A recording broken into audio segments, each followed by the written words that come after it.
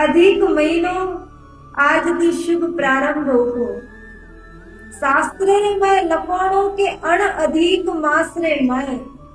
कोई पण व्यक्ति केरोय पामर वे केरोय पतित वे वने जीवन में मने कतरी भूलो कीती वे पण शास्त्र में जो महिमा लखोलो है वण महिमाए सहित अण अधिक मास रे में कोई व्रत करे तप करे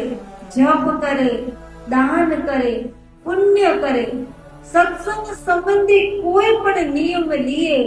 तो वरना जतरा पाप है बड़े प्रण भस्म वे अतरी ताकत अण अधिक महीना रे में आड़े दिन से एक उपवास करो तो तोने एक उपवास में फल मिले